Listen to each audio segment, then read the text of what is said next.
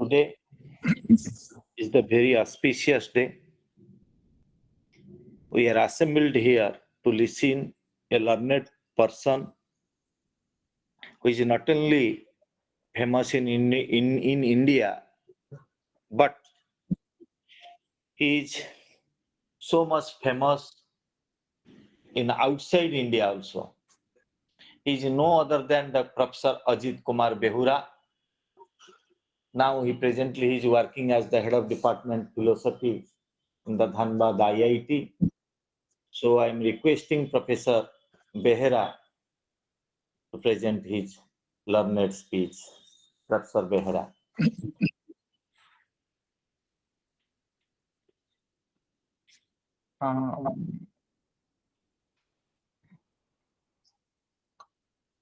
Respected Sasibhushan Mishra sir, all the dignitaries of the institute, all the learned persons, scholars, ladies and gentlemen, I would like to speak on the topic Karmayogah of Bhagavad Gita, an analysis from socio-scientific perspective. I repeat again, the topic of the talk will be Karmayogah of Bhagavad Gita, an analysis from socio-scientific perspective. Now, you all are from such a good university with a lot more experience about the subject, good ideas about these things. And I will just try my best what more I can add into the existing knowledge. And so before going into that, I will request all my friends to kindly mute the mic so that it would be easy for us to discuss the entire thing. Okay. Now, wherever there is any clarification is required, kindly ask me so that we will discuss about the entire thing. Now, Srimad-Bhagavad-Gita, is a sacred Hindu scripture which holds profound philosophical teachings, which has around 724 verses, text that is part of this great Mahabharata. So Bhagavad Gita is actually a dialogue between Prince Arjuna and the Lord Krishna and his spiritual guide. This philosophical conversation actually takes place in the field of Kurukshetra before the starting of this war. And actually this Bhagavad Gita encompasses various aspects of life, including ethics, spirituality, righteousness, self-realization, and of course the nature of reality. It actually provides guidance on how one should live meaningfully and have a purposeful life, addressing the challenges, dilemmas that individuals often face in their life, and to attain a kind of spiritual enlightenment, emphasizing the significance of the self-discipline, devotion, knowledge, etc. It offers a valuable insight and the principles that can be applied in our own personal life and in education also. Okay, please come. Just a minute. Just a minute.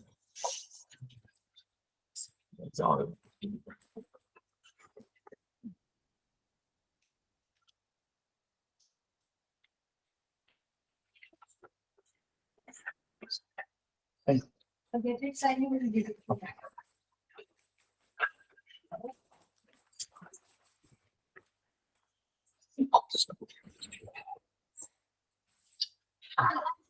And it has Actually, Bhagavad Gita has various aspects, if we can categorize.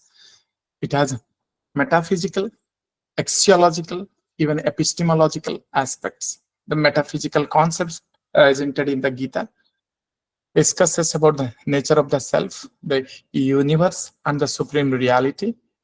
Axiologically also, the text emphasizes the principles of duty, detachment, selfless actions. Knowledge-wise or epistemologically, it presents the path of knowledge through self-knowledge, devotion, action, and meditation. And this philosophy actually helps for a holistic development in the individual, self-realization, moral values, and integration of the knowledge and the actions. All those things are there. Okay. And now,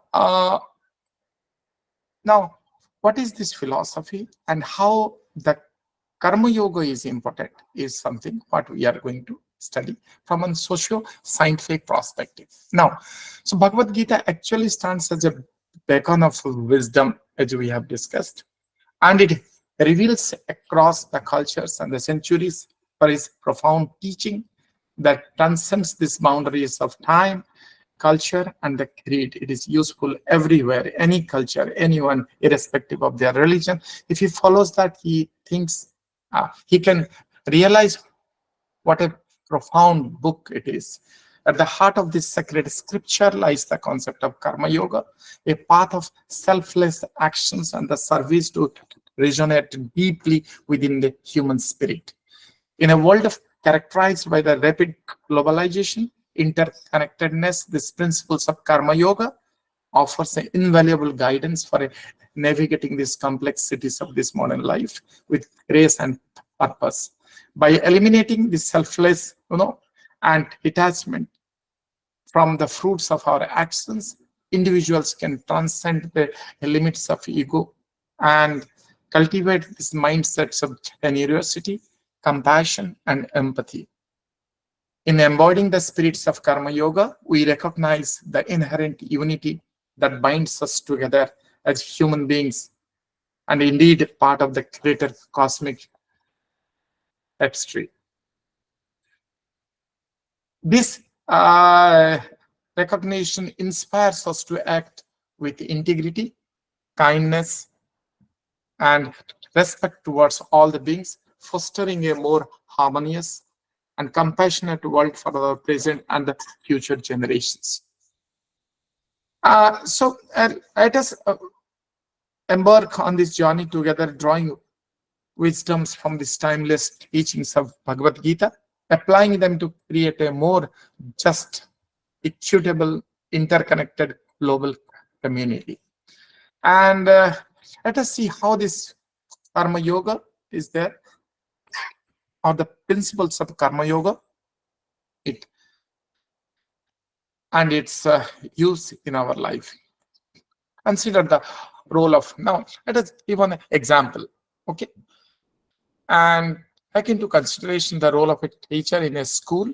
According to this Karma Yoga, the teacher's duty is not just to impart knowledge for this personal gain or to recognition, but to serve the students and the society selflessly without attachment to the outcome of their actions and all. A teacher practicing Karma Yoga approaches their role with a sense of duty and responsibility towards their students and this community. They dedicate themselves wholeheartedly to the task of educating the nurturing these young minds, not for the personal accolades or material gain for their personal things, but rather to understand the importance of their role in shaping the future generations. Okay. So that teacher plans engaging lessons and spends extra time with struggling students, provide guidance, support beyond the classroom. Okay. So they do not because they expect, no, actually they do so not because they expect guide and prize, but because they believe in the intrinsic values of their actions and the positive impact it will have on the society. So it is not only that salary, monthly salary, but take and the money what they expect. Rather, it has they understand there is a basic intrinsic value behind this their actions and its impact on the entire socio environment. And now let us consider these aspects of detachment from the fruits of one's actions. Despite their best efforts, the teacher may encounter challenges, such as students who struggle to grasp the concepts or the external factors that hinder academic progress. However, the teacher remains steadfast in their commitment to understanding that they can control only their actions, not their outcomes. So instead of becoming, is heartened by the setbacks, the external conditions, so the teacher focuses continuously on improving their teaching methods and providing supports to their students to their best of their ability. So they derive satisfaction not from the academic achievements of their students alone, but from the knowledge that they have fulfilled their duty with sincerity and dedication. And furthermore, Karma Yoga teaches us to recognize that every individual has a unique role to play in the grand scheme of this universe. In the context of education, with that teacher plays a significant role, they also acknowledge the contributions of their parents, colleagues, administrators, society as a whole in a holistic development of the students. So by embodying the principle of Karma Yoga, the teacher becomes a paradigm of selfless service, inspiring others to follow it. So through their actions, they contribute to the greater good of the society by nurturing the responsible citizens who are not only the academically competent, but also a compassionate and socially aware individuals. In essence, the example of the teacher illustrates how Karma Yoga encourages individuals to perform their duties with selfless and detachment and a sense of purpose, thereby fostering the personal growth and contribution to the betterment of the society. Now, let us go a little deep into the socio-scientific perspective of Karma Yoga and its role in fostering a harmony and cooperation within the society. Now, the first thing is it promotes a kind and altruism in the being and in the society. From a socio-scientific point of view, human behavior is often analyzed through the lenses of evolutionary psychology and social neurosciences. While self-interest is indeed a fundamental aspect of the human nature, studies have also shown that altruism and cooperation are deeply ingrained within us. Karma Yoga taps into these inner aspects of human psychology by encouraging individuals to transcend their self-interest and prioritize the well-being of these others. Research in psychology suggests that acts of altruism and kindness not only benefits others, but also contribute to the psychological well-being of overall happiness of the individual performing them. For instance, evolutionary psychology posits the human behavior is shaped by the process of natural selection, thereby traits that increases the individual's chances of survival and reproductions are more likely to be passed on to the future generations. While self-interest and the completion may have evolutionary roots, research also suggests that the cooperation and altruism are deeply inbuilt within us. For example, studies have shown that humans have a very deep disposition towards the empathy and prosodically behavior, which are essential for building this, maintaining the social bonds and the cohesive communities. And in real life examples are abound that demonstrate the inner tendency towards altruism and cooperations. Like for instance, the actions of the volunteers and the aided workers, those who selflessly dedicate their time and resources to helping others in need, whether in the response to the natural disasters, humanitarian crisis, the type of things what we have seen in Orissa cyclone in 1999, or the community projects also. These individuals often derive a sense of fulfillment and the purpose from which these altruistic acts contribute not only to the well-being of others, but also to their own psychological well-being and overall happiness. So the research in neuroscience has provided insights into these neural mechanisms underlying this altruism and empathy. Studies using this brain imaging techniques have shown that acts of kindness and generosity activities in the areas of the brain associated with reward processing and positive emotions. So this suggests that altruistic behavior may be inherent rewarding for the individuals, leading to increased feelings of happiness and fulfillment. In the context of Karma-yoga, individuals are encouraged to transcend their self-interest and prioritize the well-being of these others through the selfless actions and the services. By tapping into our inner capacity of empathy and altruism, Karma Yoga is not only fosters a harmonious social relationship, but also promotes a kind of psychological well-being and overall happiness. So the real life examples of altruistic behavior align with this perspective, demonstrating that the act of kindness and generosity can bring profound joy and satisfactions, and to both this giver and to the receiver. And another point what Karma Yoga brings is the building a kind of social capital. The socio-scientific research has demonstrated the importance of the social capital, the networks of relationship and trust within a community in fostering the economic development, political stability, and overall societal well-being. Karma Yoga serves as a potential tool for building social capital by fostering the trust and cooperation and reciprocity among these individuals. So when the people engage in selfless actions of service and altruism, they strengthen these bonds within their communities and cultivate a sense of shared purpose and belongings. This actually in turn leads to the creation of the stronger social networks and enhances the resilience of these communities in the faces of these challenges. And similarly, you can see this concept of trusteeship as an advocated by Gandhi, which provides the compelling examples of how selfless actions and the services and altruism can strengthen these bonds within these communities and enhances their resilience in the face of these challenges. So Gandhi also believes in the principles of trusteeship within individuals, which holds this wealth and that resources not for a personal possession, but as a trust to the use for the benefit of the society.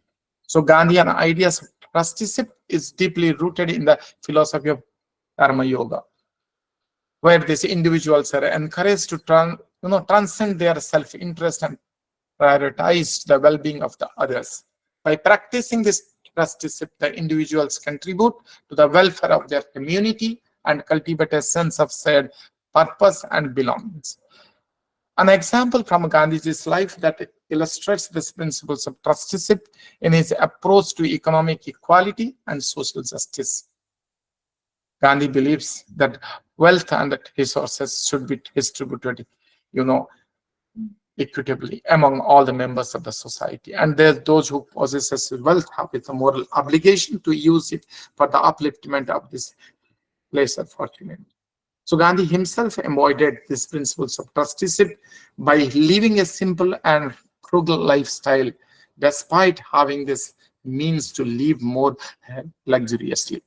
He viewed himself as a trustee of the resources at his disposal, using them to support the various social causes, including education, healthcare, empowerment of marginalized communities. Even in the Upanishads, in Bhagavad Gita, in the in the Karma Yoga, in the sloka number 20th verse says the concept of Loka Sangraha. Trusteeship is also echoed in the idea of Loka Sangraha, which means this working for the welfare of the society. Upanishads emphasize the interconnectedness of all these beings, the importance of living in harmony with others. By practicing trusteeship and working for the collective welfare, individuals strengthen these bonds within these communities and contribute to the resilience of the society as a whole. And through their selfless acts of service and altruism, individuals inspired by the principles of trusteeship foster a sense of solidarity and cooperation within their communities. So by recognizing their interconnectedness and the working towards this common good, by creating a stronger social networks and enhance that resilience and their communities in the face of challenges, ultimately contribute to the well-being and, of course, the prosperity of all the members of the society. Okay.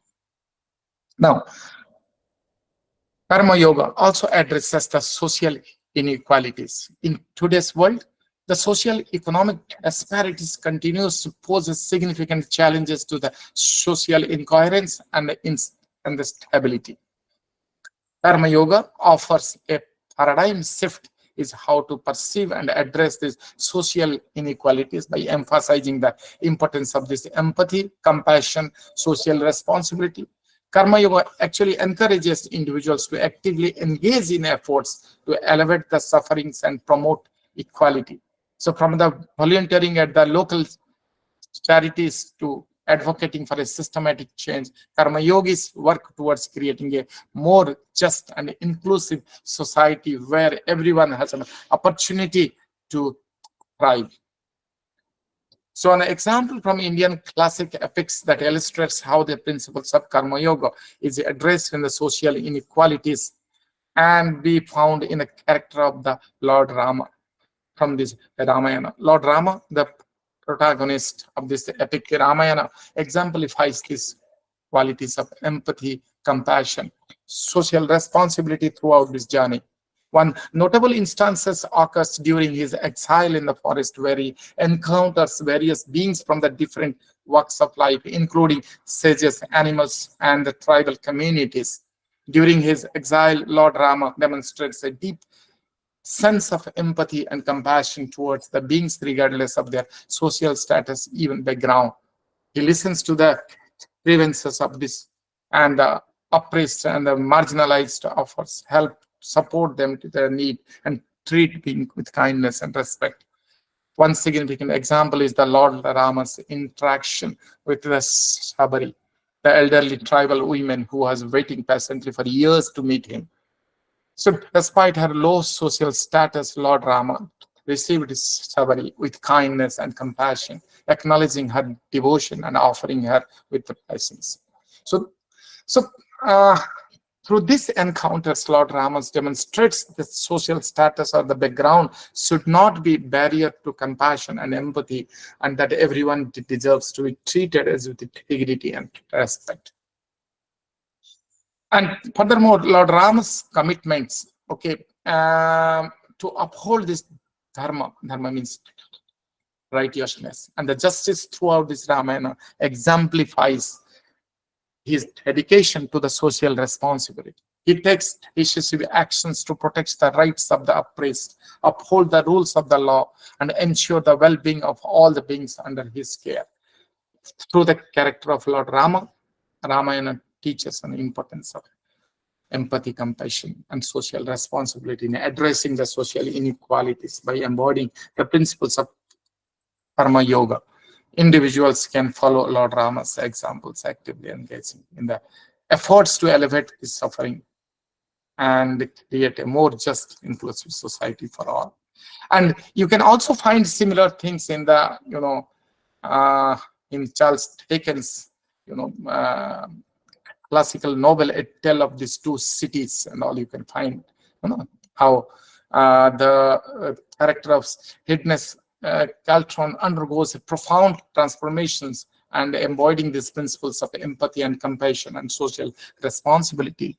And initially portrayed as a resolute and cynical individual, and Caltron's mirrors that a karma yogi as he evolves from a self-interest to selfless actions. Okay. And the story actually unfolds. The cartoon becomes deeply moved by the suffering and injustice he witnessed in the society, particularly the plight of the downtrodden and the oppressed, rather than remaining passive and indifferent to the sufferings. Okay, so such kind of, there are plenty of examples which can take such kind of activities and all. Okay, now by sacrificing. Another thing, what we can think, this karma yoga also fosters some kind of interconnectedness and the collective actions and all this. From a scientific perspective, systems theory, there is a theory called systems theory, which highlights the interconnected nature of these complex systems, which actions of these individual components influence the functions of this whole. Suppose anything goes wrong in my small finger, it will affect my entire body, even my mind, everything, all attention will go towards that. So effect will be. So it's a kind of system where there is an interconnectedness of the nature of complex system. So actions of the individual components influence to the functions of the entire things. Okay. So similarly, Karma Yoga underscores the interconnectedness of all beings and the idea that every individual's actions have a ripple effect that impact the broader of the society. By promoting a sense of interconnectedness and collective responsibility, I repeat again, it's a sense of interconnectedness and the collective responsibility. Karma Yoga inspires individuals to, collective and work towards a common goal for a greater good. So this fosters a cultural and cooperative and collective actions, which is essential for addressing complex societal changes such as climate change, poverty, public health crisis, etc. So the system theory is scientific framework that studies the interconnectedness and behavior of a complex systems, provides valuable insights into the understanding and the principles of Karma Yoga. In system theory, the complex systems are viewed as a network of interconnected components where the behavior of each component influences the behavior of the whole system. The interconnectedness highlights how the actions at the individual level can have far-reaching consequences at the systematic level. Okay. And one scientific example that illustrates this interconnectedness is the phenomenon feedback loops in the ecosystem. In an ecological system, individual organizations, environmental factors interact in intricate ways, forming these feedback loops that regulate the balances of these ecosystems. For instance, consider the relationship between the predators and the prey populations and all. So the increase in the population of the predators may lead to the decrease in the population of the prey species, and which in turn affects the availability of the food of the predators, influencing their population dynamics. So the interconnectedness web of relationship demonstrates how the actions at the individual level, hunting behavior of the predators, can impact the functioning of this entire ecosystem. Similarly, the Karma Yoga emphasizes the interconnectedness of all the beings and the ideas that every individual actions which contribute to the collection of well-being of the society. So by promoting the sense of collective responsibility, Karma Yoga inspires individuals to collaborate and work towards a common good for the greater good. So this fosters a culture of cooperation and collective actions essential for addressing complex societal challenges. And for example, now consider the efforts on address the climate changes through the collective actions. Individuals, communities, governments, and the businesses all play a crucial role in mitigating the impacts of the climate changes by reducing the greenhouse gases emissions, transmission to the new renewable energy sources, adopting sustainable practices. Each individual's actions, whether it is using public transportation or reducing energy consumption, advocating for policy changes, contribute to the broader goals of this combating climate changes. This collective effort contributes to the principles of the Karma Yoga, where these individuals recognize their interconnectedness with the environment and they collaborate towards the shared vision of the sustainable future.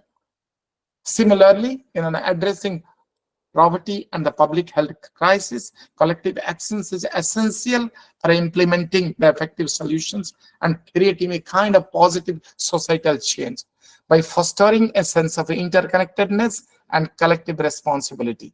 Karma Yoga inspires the individuals to work together towards building a resilient community and promoting a social justice and improving the well-being of all the members of the society. So in conclusion, the system theory provides a scientific basis for understanding the interconnected nature of these complex systems, while Karma Yoga offers a philosophical insight into the interconnected of all beings and importance of collective responsibility. Okay.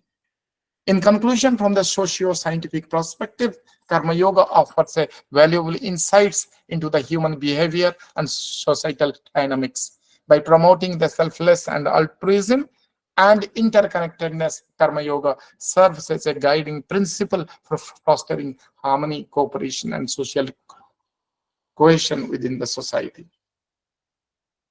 And in today's fast-paced world, where individualism often reigns supreme, the teachings of the Karma Yoga provides a refreshing perspective and offers a practical solution for building a more compassionate and equitable and sustainable world.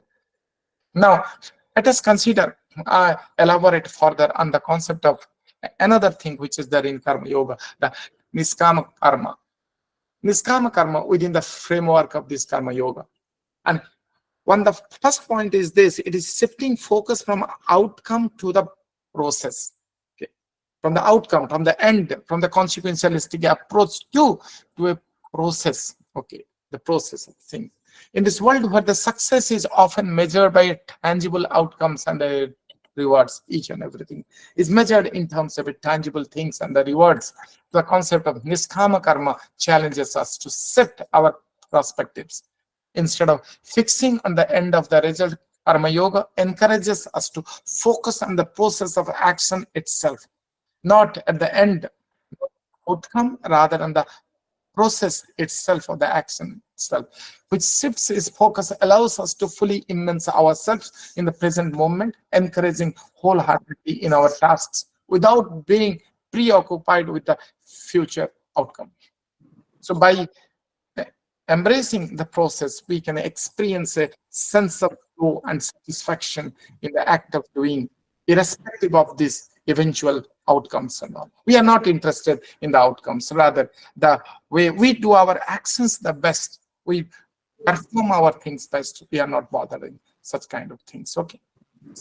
So the exemplary illustrations of focusing on this process of action rather than fixing on the end result can be found in the life of this works of Karma Yoga. Or Gandhi's work also you can find. Throughout the life of Gandhi, he embodied the principles of Karma Yoga, emphasizing the importance of selfless actions and detachment from an outcome.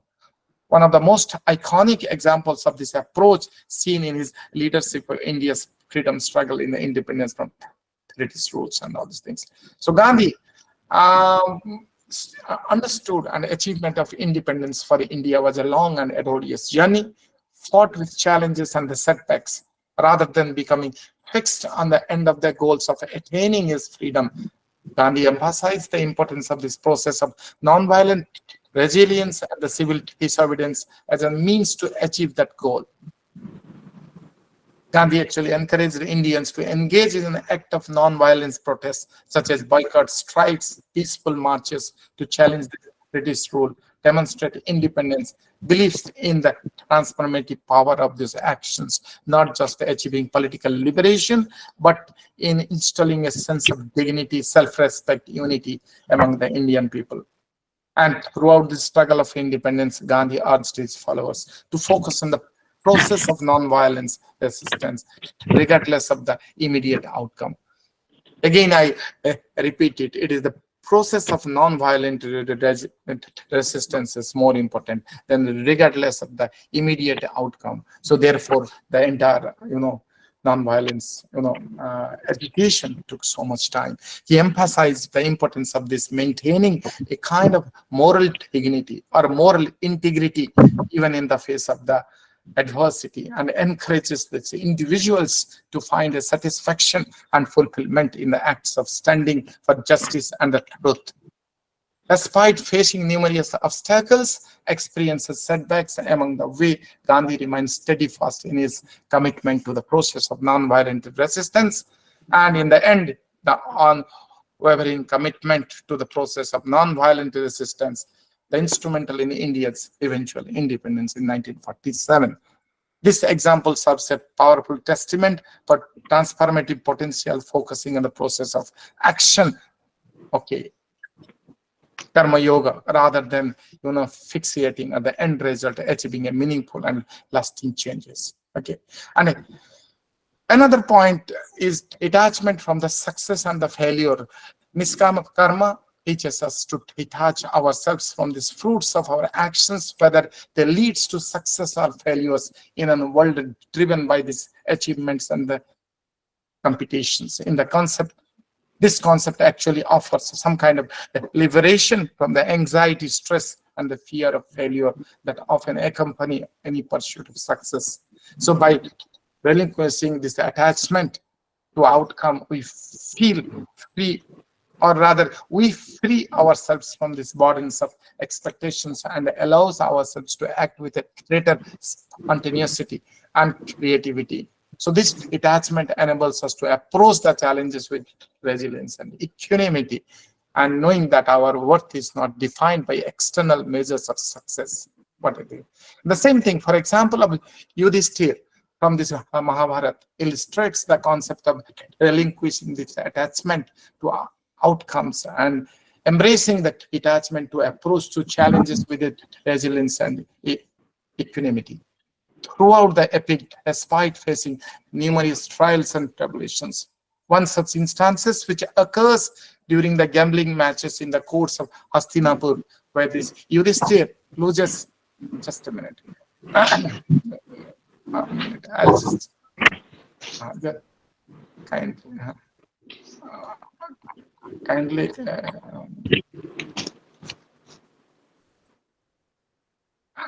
Yes, if we can.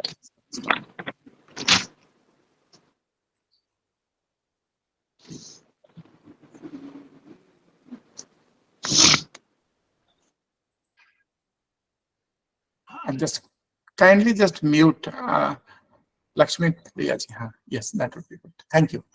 So, the one such instances which occurs during these gambling matches in the courts of Pandava and Kaurava in Hastinapur, where the Yudhishthira, which loses everything, including his kingdom, wealth, even his own freedom in the game of this dice, orchestrated by these Kauravas. Despite these immense personal losses and humiliations, he maintained his composure and refuses to sway away by the anger and despair.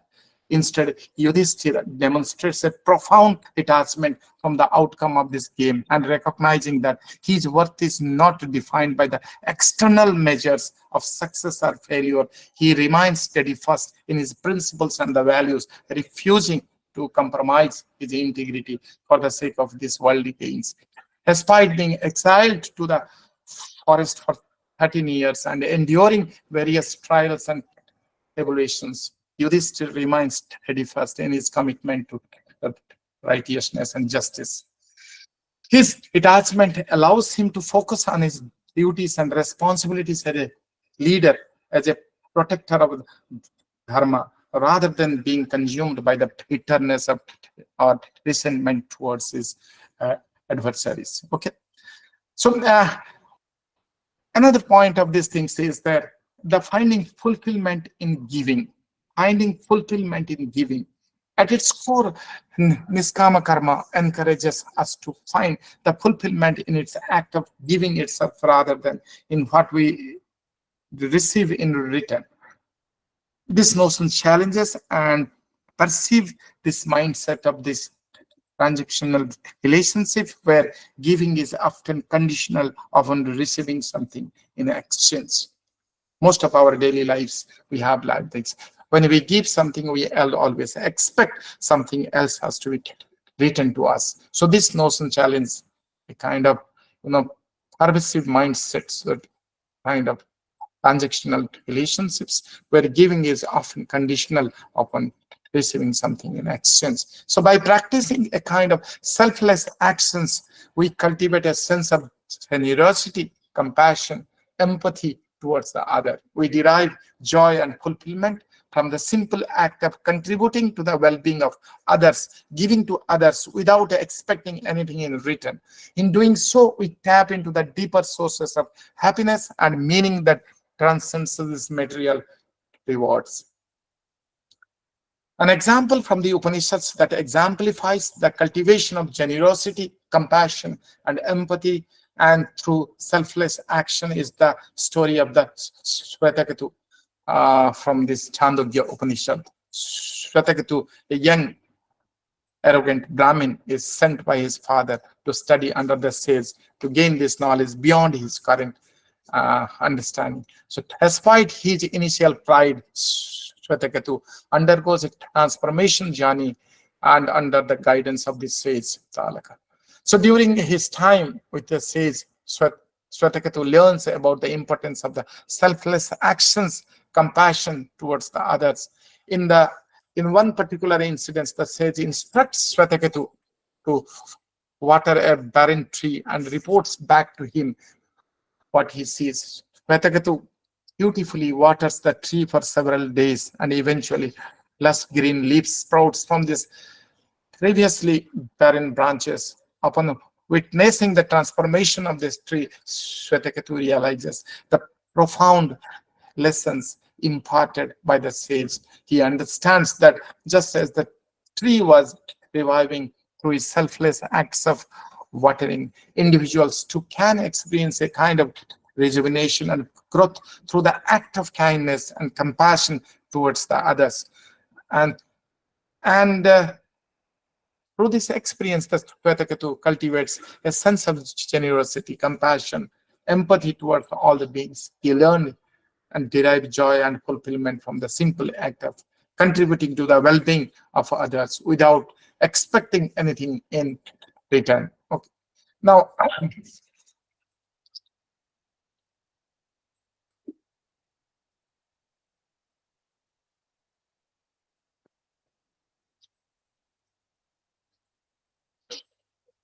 another point which is of immense importance is of Niskama karma is cultivating a kind of spiritual growth from the spirit, from a spiritual perspective. Niskama karma is seen as a path of self-realization and enlightenment. Okay, by renouncing this attachment to the fruits of our actions, we transcend the ego and ego-driven desires that binds us to the cycles of births and the deaths. Through selfless services and devotion to duty, we purify our minds and cultivate the virtues such as humility, compassion, and equanimity. Ultimately, Niskama karma leads us to the journey of the spiritual growth and liberation, where we realize our interconnectedness with all the beings and experience the profound joy of selfless love and service. So the concept of Niskama karma leading to spiritual growth, liberation is found in the story of Nachiketa from Katha Upanishad. Okay. And Nachiketa, a young boy, which demonstrates a profound understanding of selfless actions and detachment from their worldly desires. When his father inadvertently promises to donate him to the god of death, Yamaraj, as part of his sacrificial offering, Nachiketa willingly chosen to fulfill his father's vows despite the grave consequences. This act of sacrifice, through seemingly selfless and ultimately leading Nachiketa on his journey to spiritual discovery and enlightenment. When Nachiketa arrives in the abode of Yama, the god of death, he is offered a boon in the exchange for his sacrifices. Instead of requesting this worldly riches or material possessions, Nachiketa sees knowledge of the true nature of the self, the path to liberation from the cycle of birth and death. through his unwavering and commitment to selfless actions and detachment from personal desires, Nachiketa demonstrates the essence of Niskama Karma. So, how Karma Yoga underscores this interconnectedness of all the beings and offering solutions to contemporary challenges such as inequality, environmental degradation, and social justice. Another point of importance is the recognition of interconnectedness, how things are in. Karma Yoga emphasizes the interconnectedness of all the beings and the universe at large. It teaches us to recognize that every actions that takes has a ripple effect that reverberates throughout the interconnected web of life. This interconnectedness extends beyond these human beings to encompass all the living creatures and their environment. So by acknowledging our interconnectedness, we develop a sense of responsibility and empathy towards others, fostering compassion and kindness in our interactions. Okay. So this interconnectedness emphasized in Karma Yoga is beautifully illustrated through examples that demonstrate how every action we take is a ripple effect that reverberates through out the interconnected web of life. Consider the example of planting a tree, a mango tree, any tree. So when an individual plants a tree, then they are not only contributing to the wealth of this environment, but also impacting to the lives of numerous other beings. The tree, which provides oxygen for human beings, animals, serves as a habitat for birds and insects, helps regulate the climate, enriches the soil. In turn, the presence of the tree may attract other plants and the animals, further enhancing biodiversity in the ecosystems. Additionally, the shade provided by the tree may offer a spite to the individuals and the animals during hard, which contribute to their well-being. Thus, the seemingly small actions of planting a tree has far-reaching consequences that benefit the interconnected web of life and all. A simple act, how it has been, changing the entire perspective, the entire ideas, entire life, what we do. Okay. Now, you can take another example, what can be found in the practice of sustainable agriculture. So the farmers, those who adopt sustainable farming practices such as organic farming methods and crop rotation, not only protects the health of the soil and water, but supports the well-being of the surrounding ecosystems and the communities. By avoiding the use of these harmful pesticides and other chemicals, these farmers prevent pollutions of the water resources and protecting the health of these aquatic organisms. Even for us also, that is the same thing. Moreover, sustainable farming practices contribute to the preservation of biodiversity by creating habitats, by benefiting insects and these wildlife. Additionally, the process of by producing the healthy and nutritious foods is an environmentally friendly manner. These farmers protecting the well-being and the consumers contribute to the overall health of the society. Thus, actions of the farmers practicing sustainable agriculture demonstrates how interconnectedness extends beyond the human beings to the encompass the environment and all the living creatures and all. In both the examples, this interconnectedness emphasizes in the Karma Yoga is evident. Every action we take, whether it is planting a tree or practicing sustainable agriculture, has a ripple effect that extends beyond ourselves and impact the border of web of life. So by acknowledging our interconnectedness and acting with a sense of responsibility and empathy towards the other, we can foster a kind of compassion and kindness in our interactions, contributing to the well-being of all the beings and, of course, the environment. And another point is compassion and empathy. The central to Karma Yoga is the cultivation of compassion and empathy towards all the living beings. By understanding that we are all interconnected and share a common humanity, as we are inspired to act with kindness and empathy towards the others, regardless of the differences such as race, religion, and social status. This compassion extends not only to the human beings, but also to the animals, plants, and even every part of this environment. By treating all the beings with respect and dignity, we contribute all the creations of more harmonious and compassionate world.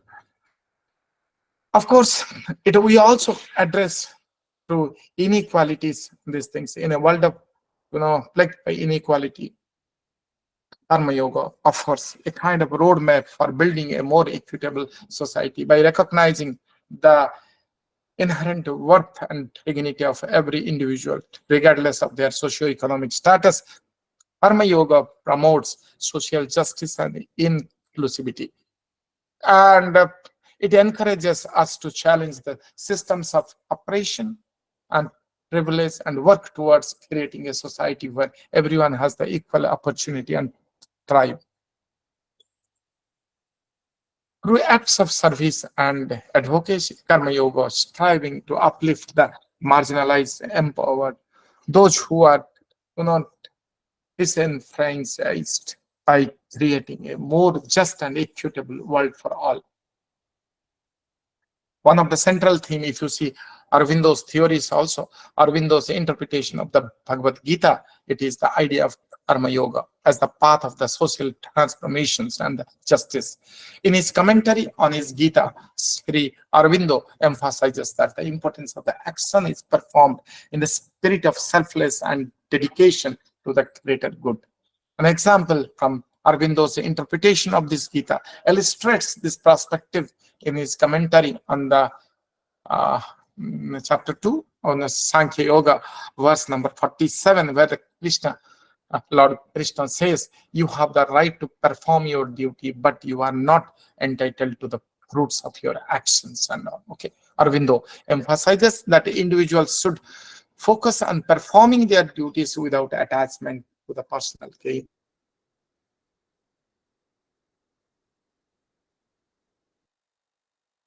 Aurobindo's view, Karma Yoga is not just about individual spiritual growth, but also about the transforming society and promoting social justice. He argued that the true spiritual realization involves activity, engaging in efforts to uplift the marginalized and challenging systems of oppression and privilege.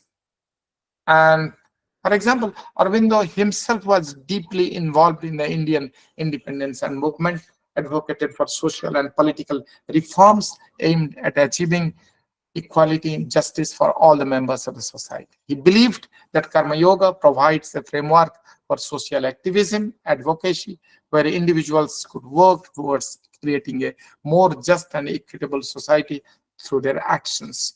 In this commentary on Gita, Aurobindo also emphasized the importance of the inner transformation as a prerequisite for social changes.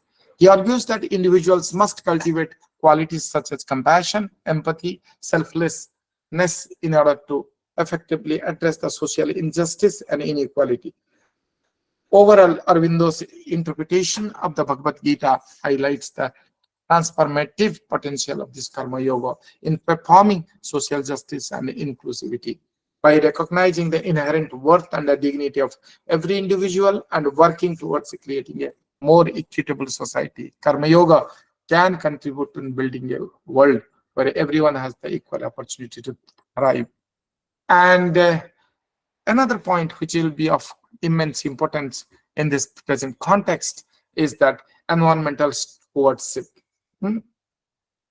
How the environment, it has an impact in Gita, and it can protect directly or indirectly to our environmental problems and all. Okay, so Karma Yoga also calls upon to act stewards of this environment, recognizing our interconnectedness with nature, our responsibility to protect and preserve it for future generations and all.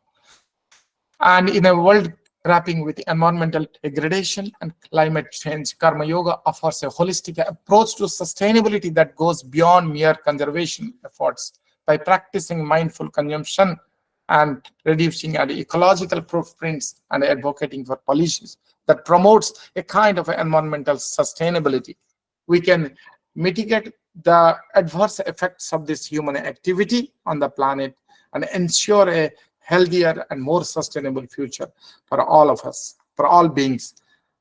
Now, take for example Henry David Thoreau, in his Walden, the very famous thing, which serves a profound example of how the principles of Karma Yoga can be applied to environmental stewardship and sustainability.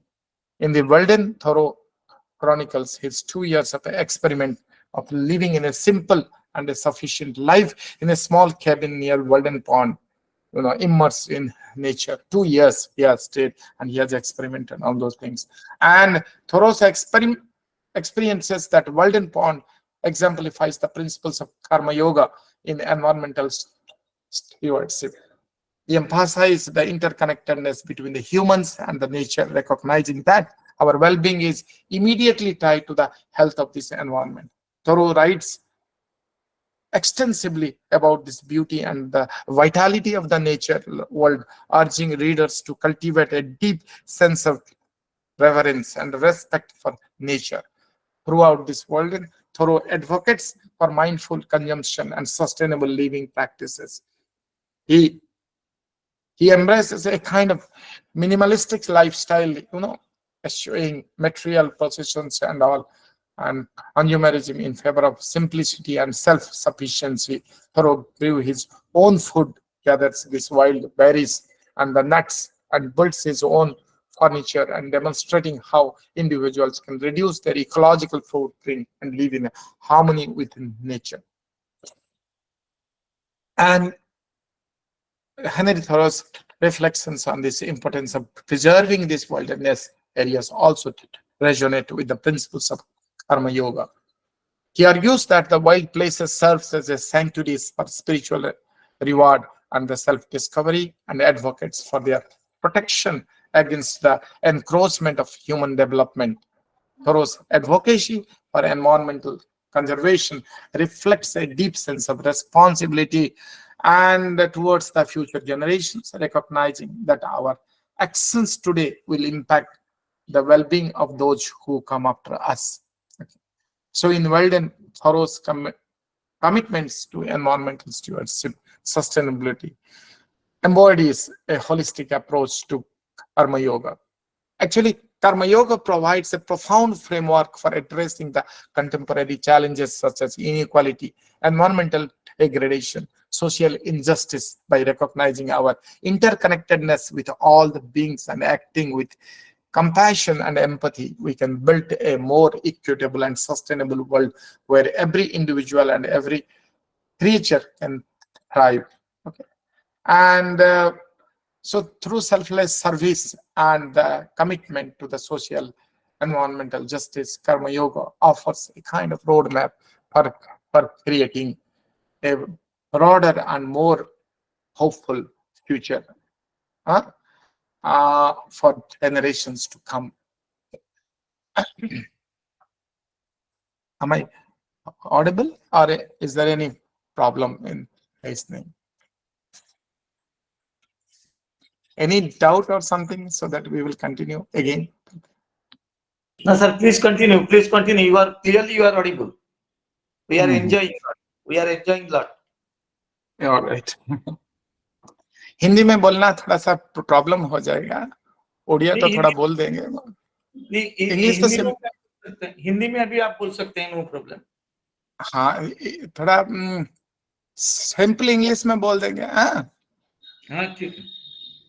All the meanings of, because it's a scientific and social perspective. After telling all that 43 slokas of Karma Yoga and its meaning also, philosophical essence also, we'll explain you in the second half these things, so that it will give a very clear idea about how things are going to.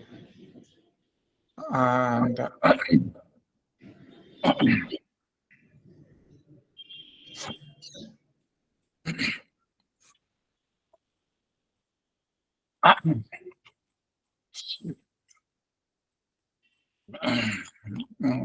now, so we will now see what is this philosophical interpretation of these things and all. It has a social implication, no doubt. Now we'll see what is this yoga of actions is all about. Why there is so much ideal things inside these things and all. Okay, so very clearly we will discuss it out, all the things. Okay, And so the yoga of actions, or the yoga, Karma-yoga, requires one to perform his actions for the pure reason that it is one's. This is, I'm just giving a philosophical analysis of these things.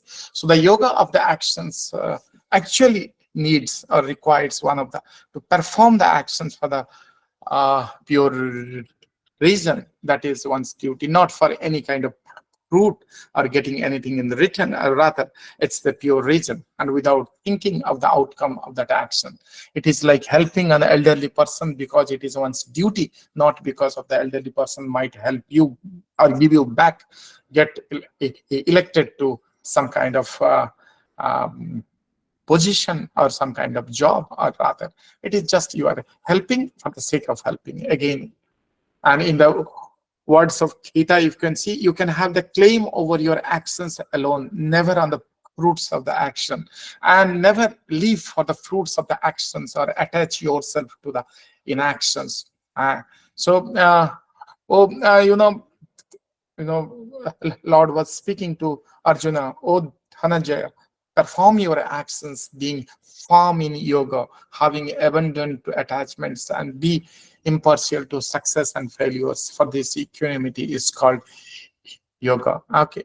And what is wrong with the attachment? Attachment to think and the people focuses us to act out of desire and selfishness, which continues our bondage. Impartiality or indifferences here does not mean, you know, apathy or lack of concern, but rather when one knows the true nature of reality, one follows with unbiased and disinterested reasons to actions and all these things. Not that I will not do the actions, I'll be doing in a detached manner. And why we avoid inaction too? Simply because we cannot deny actions and all. As long as we are living on this earth, we have to act. Without actions, the body cannot sustain, the mind cannot sustain, the world cannot sustain, the universe. That is the basic nerve code of this universe. Its foundation is based on actions and all. Actions determines your existence, metaphysically, psychologically, and your actions are everything. And your karma, the karma determines our, even our safe size, each and everything is determined our actions. It is our body's and nature, even when we think we are in deep sleep, and therefore inactive, our heart and the kidneys are still functioning.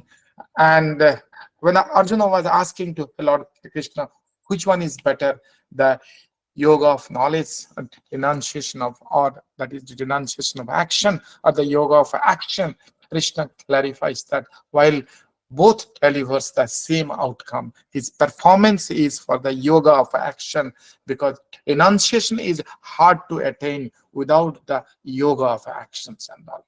Okay, 5.6, it is the renounce. So it is, again, I'm just repeating, the performance in yoga of action becomes renounce. It's hard to attain without the yoga of action. So action is essential. Karma has a great importance in human life. In fact, on numerous occasions in the Gita, the yoga of action is repeatedly phrased and favored. The Gita's emphasis on the yoga of action underscores its author's proposed synthesis between orthodox and ritual and an Upanishadic focus, and the complete enunciation of all these actions and all. What allows his synthesis is a unique extension of the law of karma and his transformation into the yoga of action. Thus, Krishna offers a two prolonged arguments for the yoga of actions. Okay. Krishna defends the right kind of action against the one hand and the overzealous advocates of the Vedic ritualism on the other.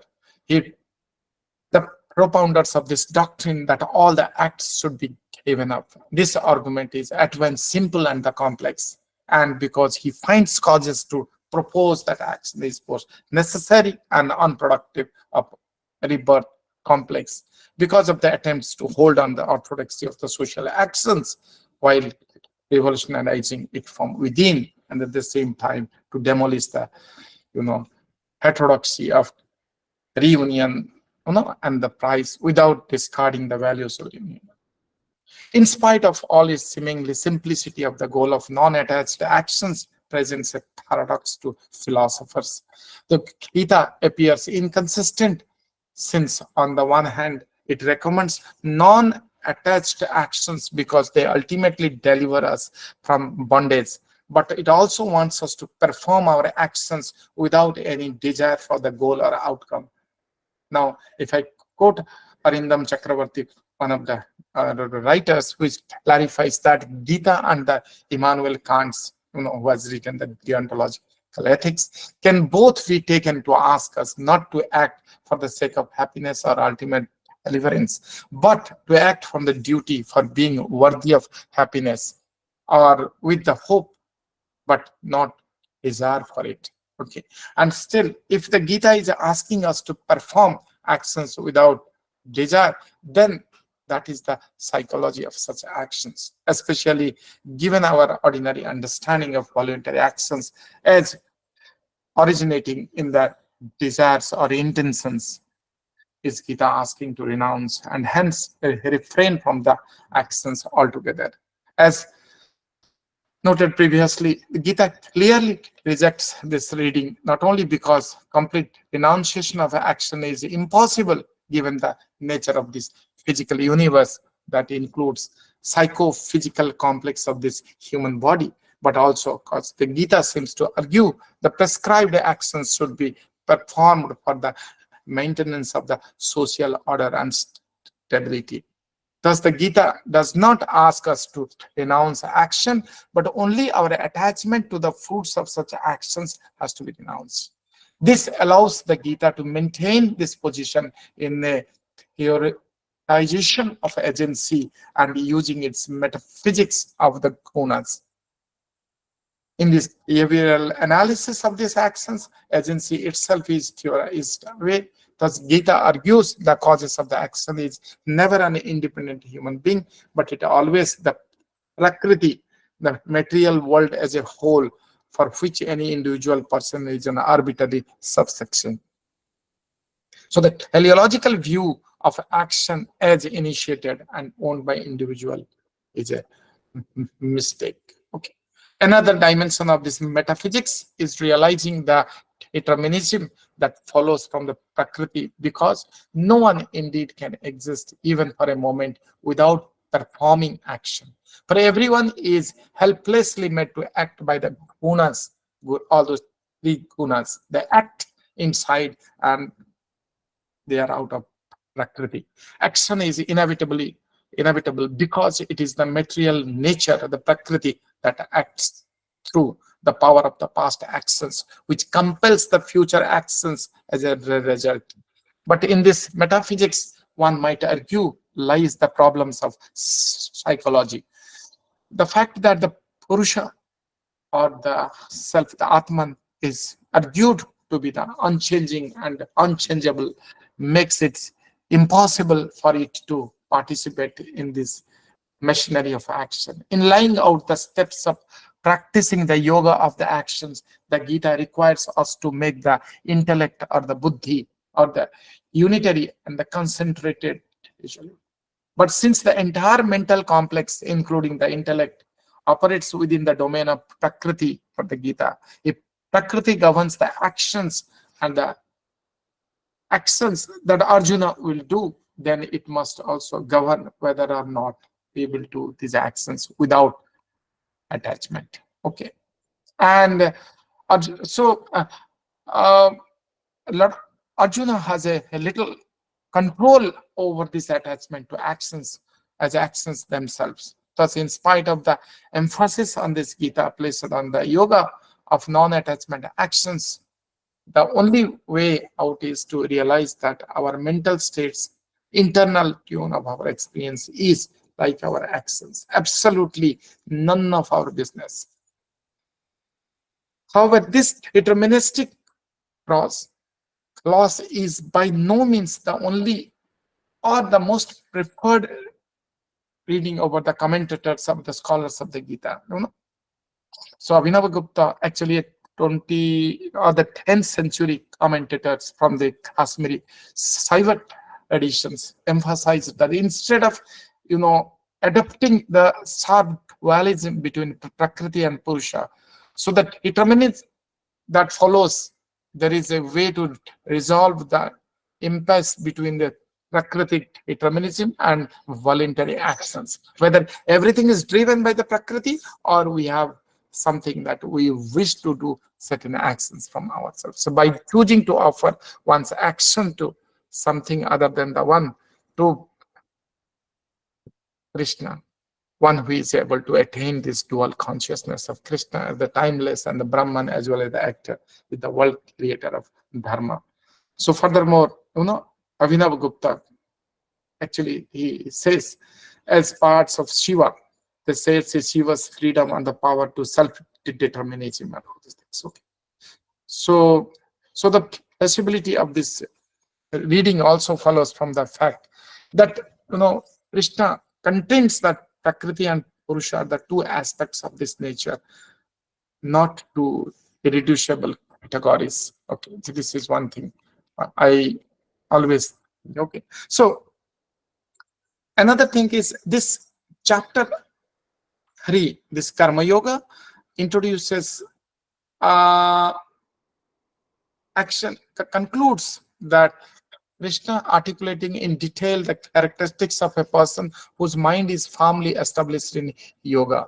Virtues like self-control, serenity, and relinquishment of desire were highlighted.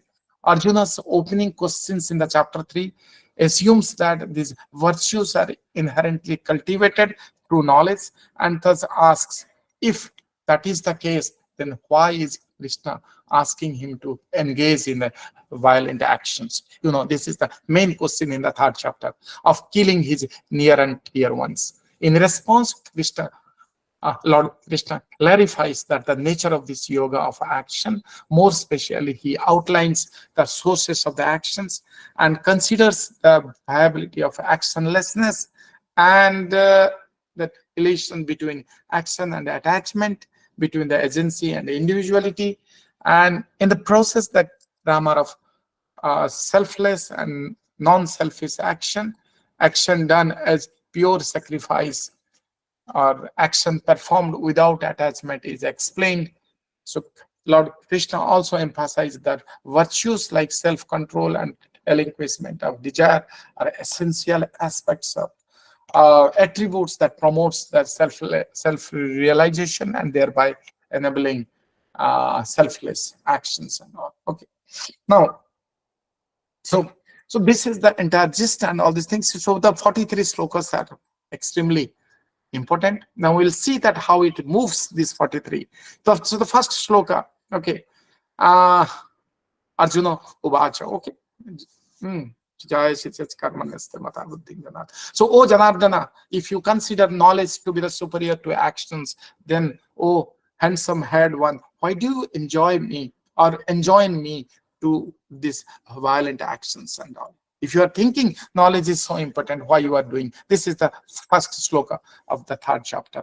And these apparently opposed to the statement of your own, confusing my understanding. So tell me the one definitive truth by which I may achieve the best. And this is the Arjuna's question and all. And the Krishna, Bhagavan Uvacha, the Krishna, the blessed one, said, oh blameless one, the Arjuna, earlier I taught that there are two paths in this world, the yoga of knowledge, okay, of the followers of discrimination, that means philosophies, and the yoga of the action, or the followers of actions and all. So two types of things. A man does not attain actionlessness by abstaining from action. So this is the 3rd one. So the man who does not attain actionlessness by abstaining from action, nor does he attain perfection by mere enunciation. This is the 4th. Okay. And the 5th one says, no one indeed can exist even for a moment without performing action, for everyone is helplessly made to act by the gunas born out of Prakriti. Whatever we do, it will spring out of this, the personality. this way or that way. So actions we cannot be without action. So restraining the organs of the acting, one who sits dwelling on the sense object in his mind, he is said to be the self-deluded hypocritic. This is the sixth one. So one has to do action. The seventh one, he says, "O Arjuna, but he who controlling the senses by the mind, engaging the organs of action, is the yoga of action without attainment." Okay, excel. Okay, and perform your requirements. In the eighth sloka, in the eighth verse, he says, "Perform your required duties, for action is better than inaction. Even the maintenance of your own body is not possible without action." Action is something which is the most important thing. Okay, and in the ninth, he says, Arjuna, people are bound by action unless it is done as a sacrifice. And so perform your actions for that purpose, being free from the attachment. No, action has to be done. It has to be. Now, towards the ninth action, from eighth, again, when we went towards the ninth, he says that you detach yourself from such kind of activities. So in the beginning, after the creating the living, in the 10th verses, it says, after creating the living beings, along with the sacrifices, Prajapati, the primordial creator side, by sacrificing, you will, procreate, and let this sacrifice be the wishing granting cow that brings you fulfillment of your all desires. This is the 10th sloka. So, and the 11th says, the nourish the gods with the sacrifice, so that these gods may nourish you. Very beautiful sloka. And by sustaining one another, you will attain the highest God and all these things. Just reciprocal kind of things and all. Nourish. So nourish them. So the sacrifice, when you do that, even comes back to you, nourishes you. Okay. So in the 12th also the similar thing. The nourishing by the sacrifice, the gods will certainly give you the delights you desire. But he who enjoys these gifts without giving to them in return is merely a thief. This is the 12th sloka and all these things.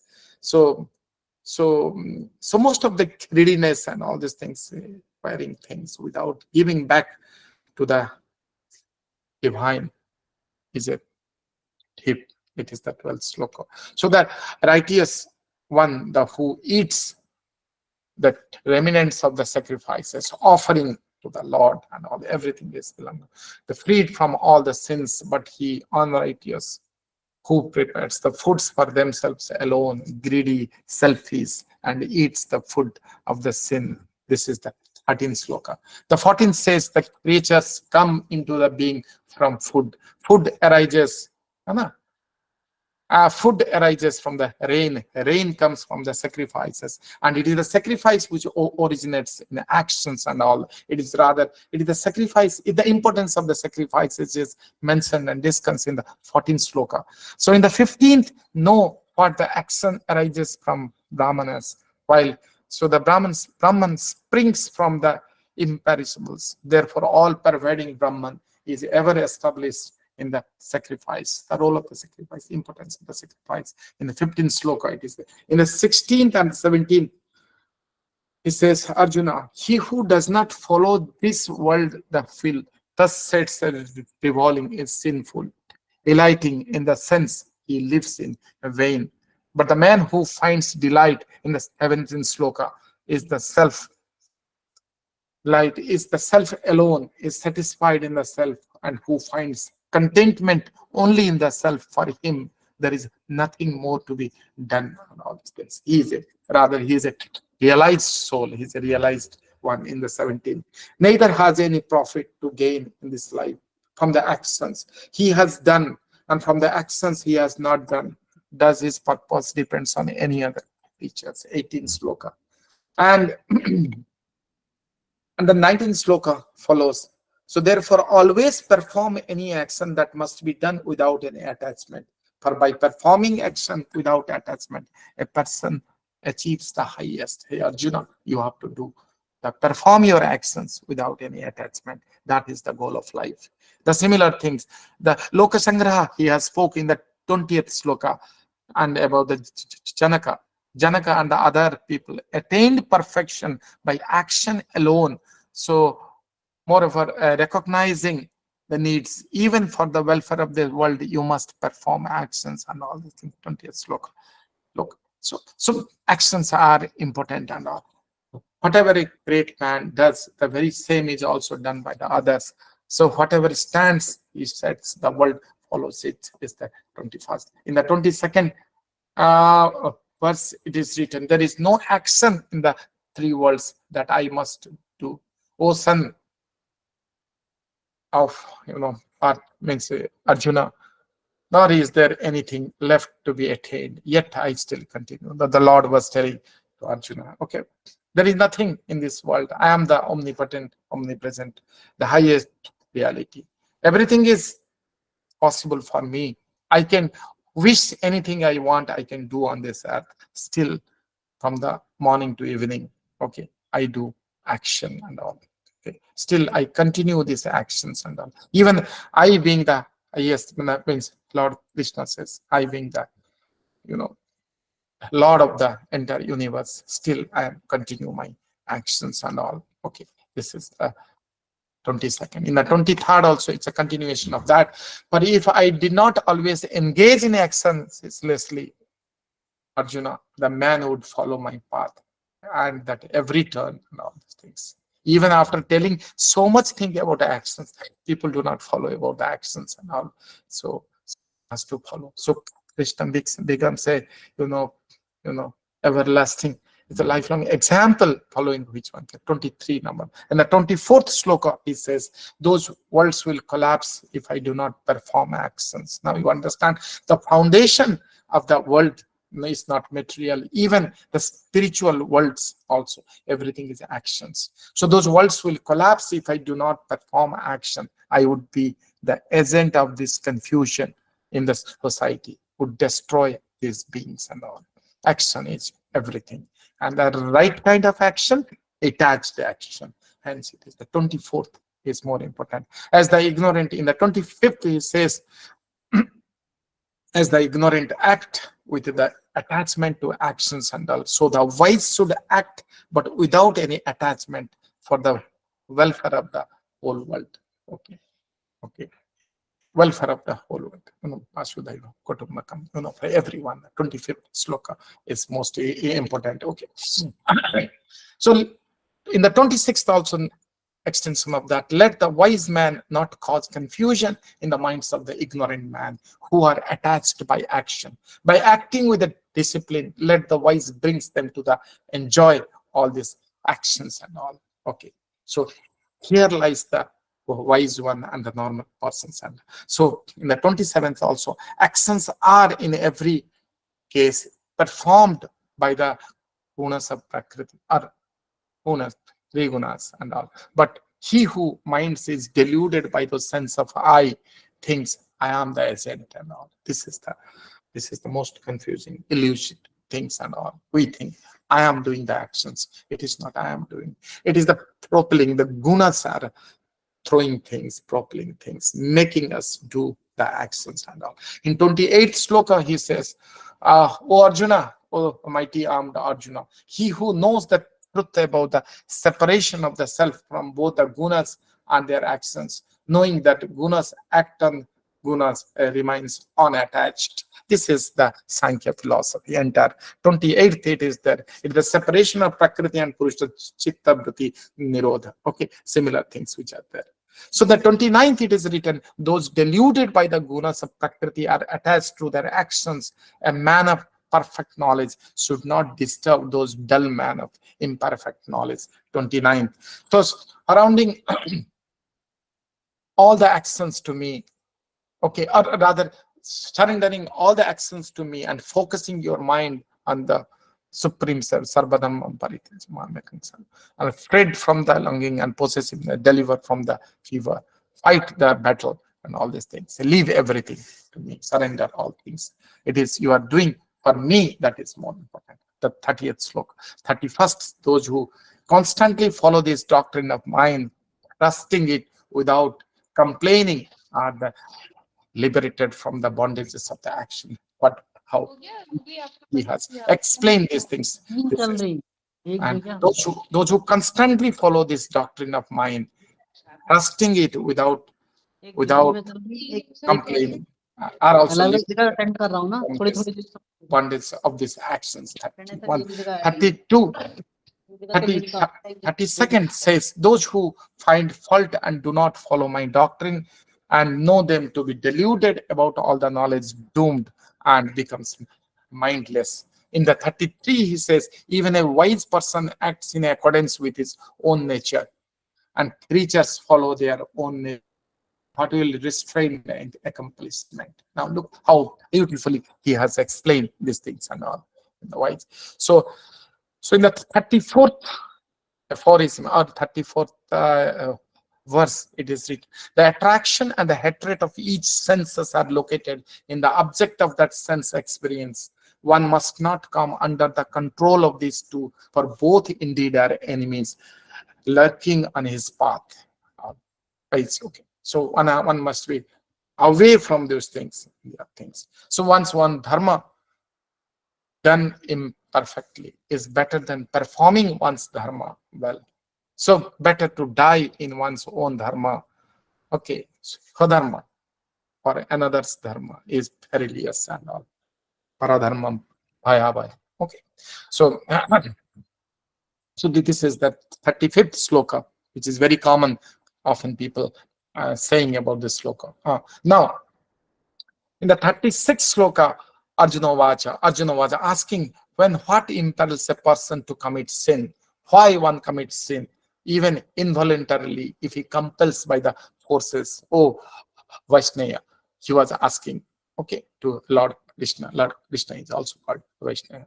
Okay, so the blessed one, the Lord Krishna says, it is the desire, it is the anger rising from the gunas of passions, all consuming and most sinful. Know it as the enemy here. It is the desire, it is the anger on this earth creates problem. It's in the 37th sloka, Lord Krishna was very, very important. All your activity, all problems in the world, it is because of our anger and because of our desire, it comes and all its passions. So as if, and in 38th number sloka, Lord says, as fire is obscured by smoke and the mirror by dirt, as an embryo is covered by its own cowl, so is the knowledge is obscured by desire and anger. And in the 39th, he says, knowledge is obscured by its constant enemy of the wise man, which takes the form of desire and in insatiable fire. And desire and anger are the most problematic in the 39th. So the senses, the mind, the understanding are said to be its desire seat. Having obscured knowledge with this is deluded the dwellers in the body. The embodied itself is the 40th sloka. Okay, and the 41 is therefore Arjuna, having first restrain your senses, healing is sinful, the destroyer of theoretical and practical knowledges and all. Okay. And in the 42, the senses, they say, are superior to their objects. Higher than the senses is the mind, but higher than the mind is the intellect, and while higher than the intellect is the self, the unconditional self, the Atman is the higher, the 42nd. And the last sloka says, knowing that which is higher, the intellect, sustaining the self with the self, oh, mighty armed, kill the enemies in the form of desire that is difficult to subdue. And what a profound philosophy, profound connectivity, all things connects and explains. So they are the desires and all this. You kill them, subdue. Okay. It's very difficult to subdue. It has a more symbolic meaning than the word what is fought over there and all these things. Okay. Now, so we can have a few philosophical considerations of this third chapter. Okay. Is there any question?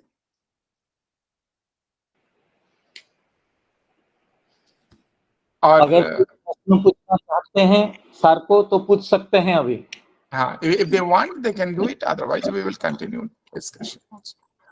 अगर किसके मन में कोई doubt हो, शंका हो, पूछना चाहते हैं तो सर क्लियर कर सकते हैं. We will just Hello, discuss. sir. Namaste, sir. Namaskar. I have a question that why one commits sin. You have told right now, and kindly explain again, sir. Why one commits sin? Okay. Papa. So, one commits. See, there are two things. As the third chapter, it is the anger and desire are the two things, and these two things keeps on creating, and there is so much attachment is there. We perform our actions out of either there will be a kind of passion which actually evolves from desire. Now the thing is, if someone says, if I love rasgola and all these things, some people, they love so much the sweets, and all the moment they will come to know there is a party in the campus. Normally, every day there is a party in this IIT campuses, and all. So people do not go. But some people, those who, if we inform them, no, party mein such and such kind of food is there where he likes and all. So the desire propels him to go there and do the things and all. So people have different types of desire which will lead to greediness, and it can go even when it doesn't get fulfilled, which can even lead to anger. So anger and greediness and desire keeps on multiplying. It's a kind of permutation and combination gives various types of thoughts and all these things, where the end product is not detached actions, it's rather an action which an attachment leads to a kind of sin. We commit sin because we have attachment. We have attachment to different physical things and different activities. No. So attachment is the nerve code of all these things. Lower. Okay, sir. Thank you, sir. Sir, in context of your lecture, you have referred to Professor Arindam Chakraborty. What was the concept? What was the context? I really missed it out, so I would like you to repeat it. Actually, the Immanuel Kant, the 17th century, great Western philosopher, and his deontological concepts and all, he has given that we do not do our actions, perform our actions for the sake of doing action, okay? And we do not do most of our cases and all. What we do, we perform our action because the actions are going to give us good result. Okay, we feel we go and study because we want to get a degree. We send our children to schools because the children are going to get things. Okay, we construct the house because we want to stay in the house all the time. There is a kind of consequence. There is an end product is there. Suppose the end product is not there, then we normally do not have any interest to the actions. We always expect something in the result. Okay. Now, Arindam Chakravarti ji says, and the Kantian is like this. We must not do the actions. Now, I'll give you an example. Okay, one good example which will explain you the things. Now, over here in this IIT, because it was School of Mines, here the petroleum engineering is considered as one of the best, mining and petroleum, all the earth sciences. Now, take for example, there will be an advertisement which will come that, look, petroleum department is excellent, and petroleum, the professors are good, and the people, those who they have a good labs, their books are excellent, infrastructure is good, each and everything is good. But in the down there is a small line will come, petroleum as an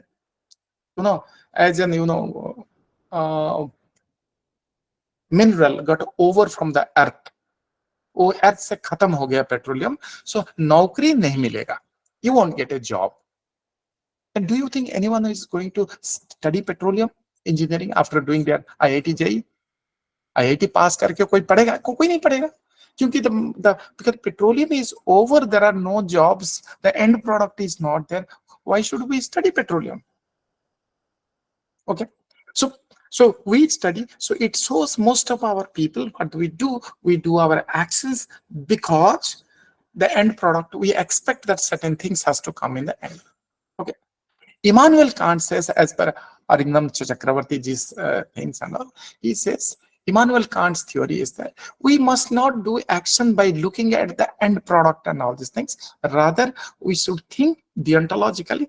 The action contains as such the truth in it. The action has the intrinsic value. Action doesn't depend on the end for its goodness and the badness. The right and wrong of the action is the action itself contains and all. If I need to help somebody, I must help out of goodwill because the actions is good, not that it has to give me something in return at last. We help somebody who has met an accident on the road, not we help that once the person becomes good, okay, or his health recovers, he has to give me something. No, we don't do in that way. Normally, we take that person to the hospital, help him and all these things because it is out of goodwill, out of my inner integrity, my thought, my everything. We think that no, doing a good kind of actions, probably it is the right things we do. So the actions, so that is called deontological actions. He was telling in Gita also speaks of action in a detached manner. Means it is more of a deontological thing. See, I must speak this, that, the entire Kantian things, the main Kantian ethics is already present in Bhagavad Gita. What a beautiful doctrine is there. Follow the Bhagavad Gita, our lifestyle will totally change. To change it. Thank you. Thank you. Thank you, sir. Thank you. और किसके मन में कोई अगर शंका हो तो sir को पूछ सकते हैं आप लोग।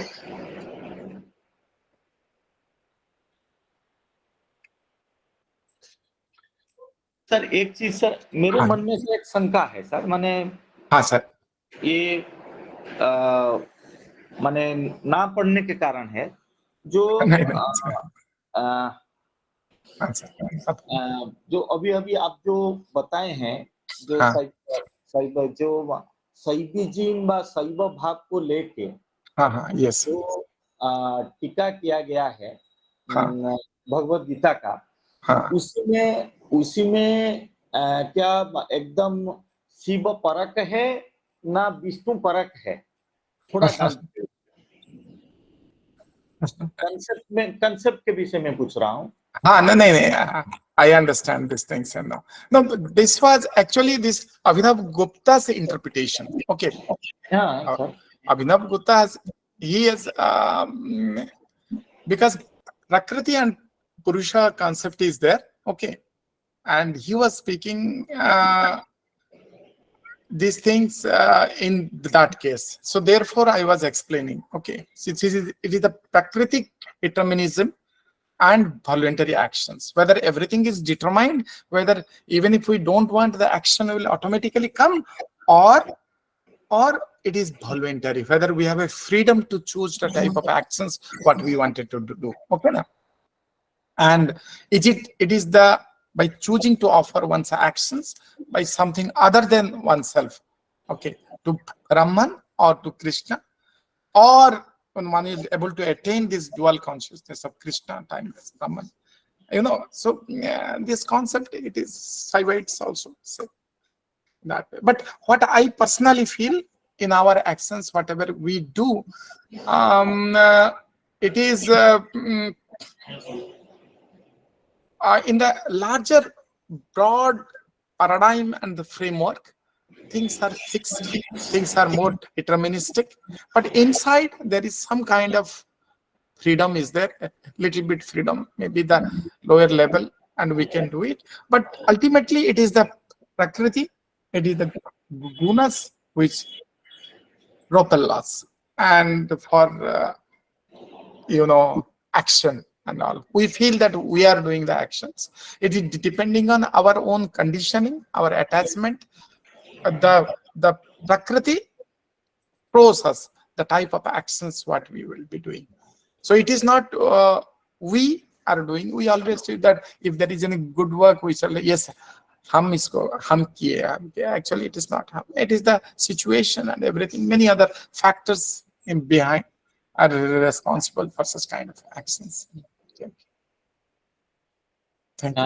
एक हाँ, कोई हाथ उठाए हैं, नाम क्या मैं पढ़ नहीं पा रहा हूँ, आप पूछ सकते हैं। अच्छा, प्रणमामि आचार्यः। हाँ, मम एकः लघु संशयः अस्ति। ब्रह्मज्ञानं जातं चेत् अहं तु ममत्वभावः न तिष्ठति।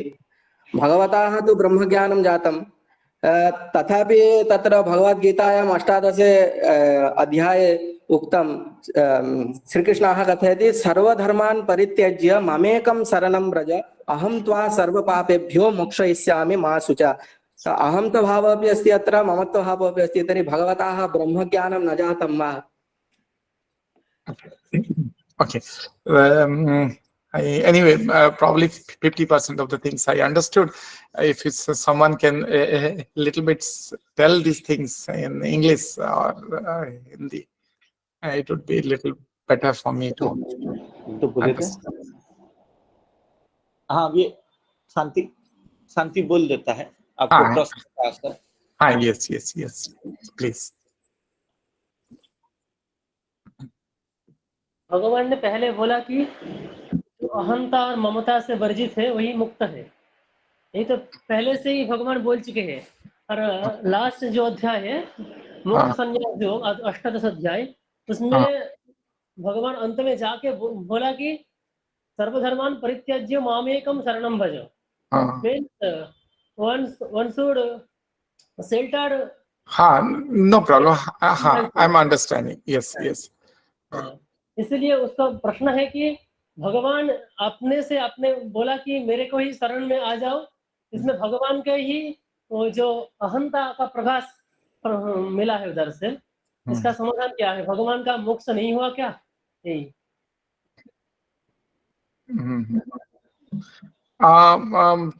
Tell me the question again in English or last sentence. Sir, I can solve this question. Actually वो पूछना चाहते हैं कि भगवान बोल रहे हैं कि मैं तुमको समस्त मेरे शरण में अगर आ जाओगे तो मैं तुमको सब पाप से मुक्त कर दूंगा। तो हाँ, भगवान जो अहं परक जो हुआ है, तो इसका मतलब भगवान खुद को अहं बोल रहे हैं। ये मुख्यदायिनी है, ये मुख्यदायक है कि नहीं, यही थोड़ा शंका है। Okay, all right. See, over here, people think that, sarvadharmam parityaja mamekam saranam bhaja. So, if you leave everything, other things means, mera saran means you have to follow the entire Bhagavad Gita.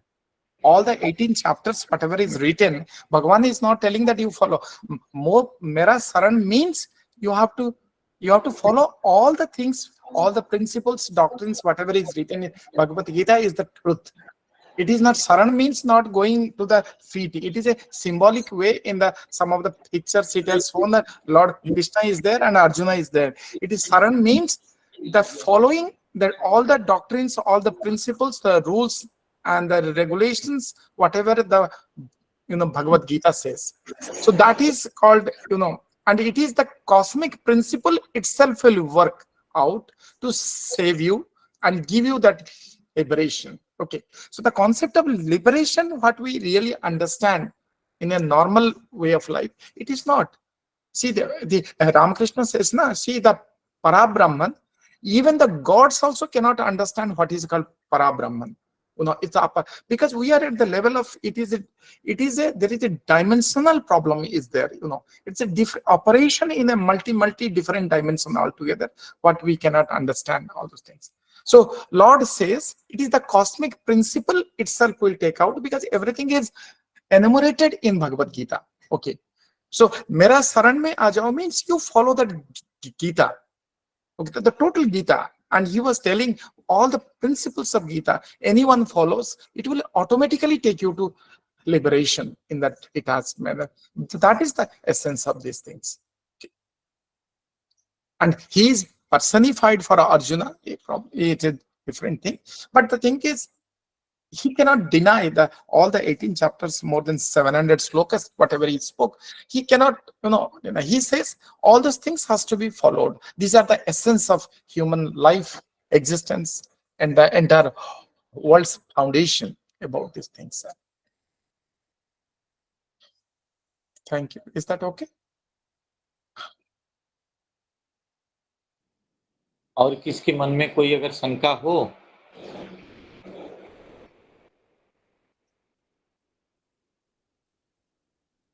तो sir तब and करें। As you हाँ। तो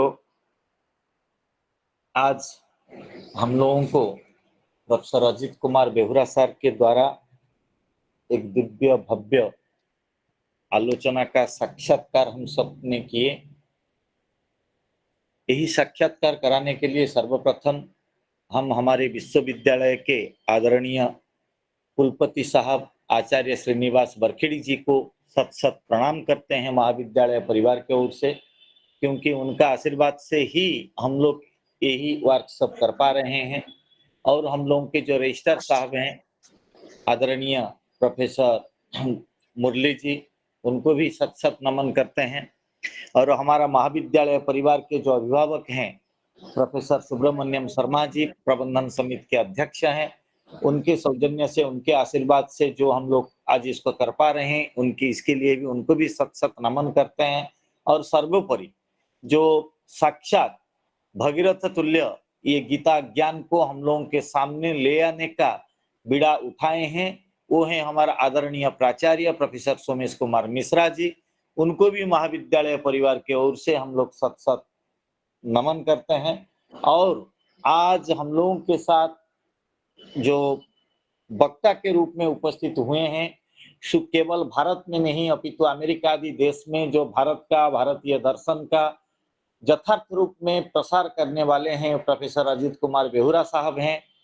वो आज जिस प्रकार हम लोगों को सहज एवं सरल रूप में भगवत गीता का नाना प्रकार इंटरप्रिटेशन दिए हैं, अभिनव गुप्ता से लेकर अरिंदम चक्रवर्ती तक, रामकृष्ण परमहंस से लेकर हम लोगों को अरविंद तक, एवं मुंडकोपनिषद से लेकर कठोपनिषद तक, एवं कृष्ण यजुर्वेद से लेकर आधुनिक विज्ञान तक सारा विषय को सामंजस्य करके जिस प्रकार दिव्य भव्य स्व विषय को उपस्थापन किए, इसीलिए महाविद्यालय परिवार के ओर से सार हम लोग आपको सत सत नमन करते हैं। आपका दीर्घ जसयुक्त निरामय जीवन कामना करते हैं।